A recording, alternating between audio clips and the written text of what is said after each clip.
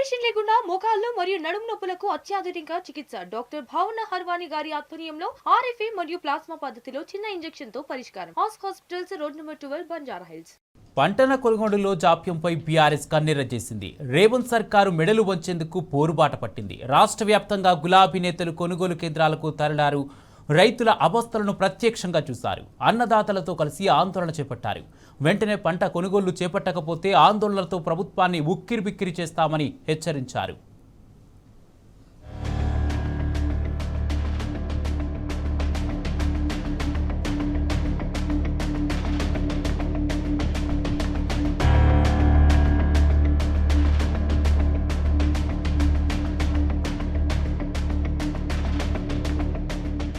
పంట కొనుగోలు జాప్యంపై బీఆర్ఎస్ పోరుబాట పట్టింది.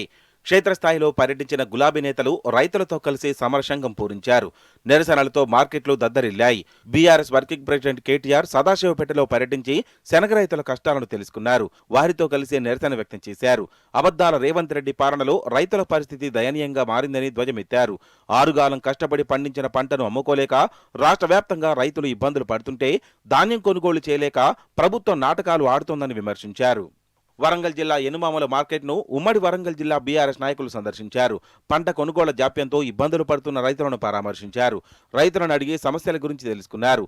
కాంగ్రెస్ పాలనలో అన్నదాతలు ఆగమైపోతున్నారని మండిపడ్డారు. పేరుకు కొనుగోలు కేంద్రాలు ప్రారంభించారు, కానీ కొనుగోలు జరపడం లేదని విమర్శించారు.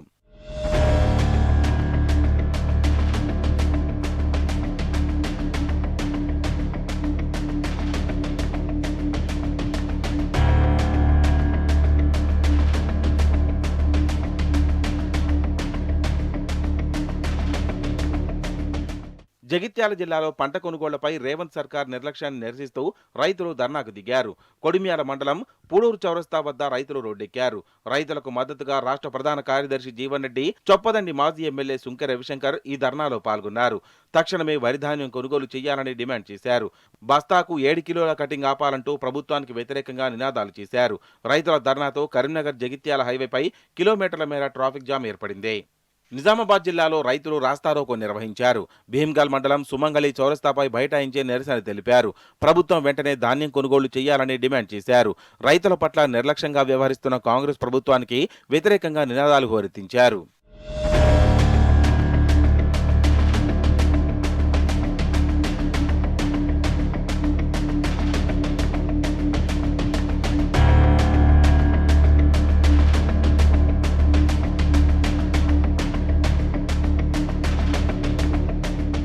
సిద్దిపేట జిల్లా రూరల్ మండలంలోని రాఘవాపూర్ వద్ద రైతులు ధర్నా చేపట్టారు. ఆరుగాలం కష్టపడి పండించిన ధాన్యం కొనుగోలు చేయకుండా కష్టాలు పాలు చేస్తున్న రేవంత్ ప్రభుత్వంపై నిరసన వ్యక్తం చేశారు. తహసీల్దార్లను చుట్టుముట్టి వడ్ల కొనుగోలు చేపట్టాలని డిమాండ్ చేశారు. అనంతరం రేవంత్ ప్రభుత్వానికి వ్యతిరేకంగా నినాదాలు చేస్తూ రహదారిపై బైఠాయించి రాస్తారోకో నిర్వహించారు. తొర్రూరు వ్యవసాయ మార్కెట్ను మాజీ మంత్రి ఎర్రబెల్లి దయాకర్ రావు సందర్శించారు. ప్రభుత్వం రైతుల పట్ల మొండి వైఖరితో వ్యవహరిస్తోందని మండిపడ్డారు. ప్రభుత్వం కొనే పరిస్థితి లేక రైతులు దళారులను నమ్ముకోవాల్సి వస్తోందని, నష్టంతో ధాన్యాన్ని అమ్ముకుంటున్నారని ఆయన అన్నారు.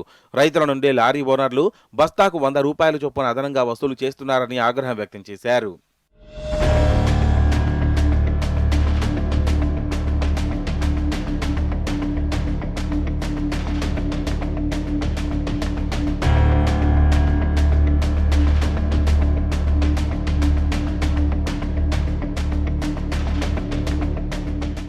జడ్చర్ల పత్తి మార్కెట్లో మొక్కజొన్న కొనుగోలు కేంద్రాన్ని మాజీ మంత్రి లక్ష్మారెడ్డి పరిశీలించారు. రైతులకు అండగా ఉండాల్సిన ప్రభుత్వం వారి పట్ల దయనీయంగా వ్యవహరిస్తుందని మండిపడ్డారు. కాంగ్రెస్ పాలనలో ప్రజలు తీవ్రంగా మోసపోతున్నారని అన్నారు.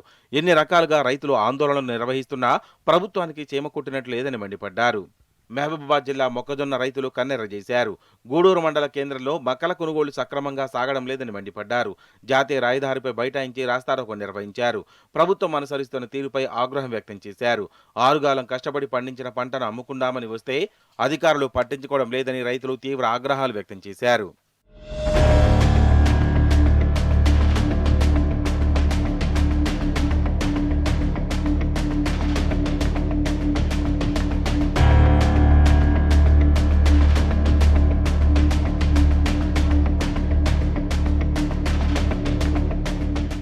మంచిర్యాల జిల్లాలో రేవంత్ సర్కార్పై తిరగబడ్డారు అన్నదాతలు.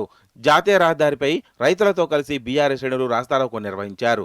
రైతులకు మద్దతు తెలుపుతూ ఈ కార్యక్రమంలో బీఆర్ఎస్ రాష్ట్ర నాయకుడు నడిపెల్లి విజిత్రావు పాల్గొన్నారు. నెల రోజులుగా రైతులు వరిధాన్యాన్ని కోసి కల్లాల్లో కొనుగోళ్ల కోసం ఎదురుచూస్తున్నప్పటికీ ప్రభుత్వం నుంచి స్పందన లేదని రైతులు ఆవేదన వ్యక్తం చేశారు. డిప్యూటీ సీఎం బట్టి విక్రమార్క ఇలాకాలో రైతులు తిరగబడ్డారు. వడ్లు, మొక్కజొన్న కొనుగోలు చేయాలని చింతకాని సొసైటీ ఎదుర రైతులు ధర్నాకు దిగారు. ప్రభుత్వానికి వ్యతిరేకంగా నినాదాలు చేస్తూ చింతకాని మండలం సొసైటీ సీఈఓ మారగాని శ్రీనివాస్ని సొసైటీ ఆఫీసులో బంధించారు. పంట కొనుగోలు చేసే వరకు వదిలేది లేదని ఆగ్రహం వ్యక్తం చేస్తున్నారు.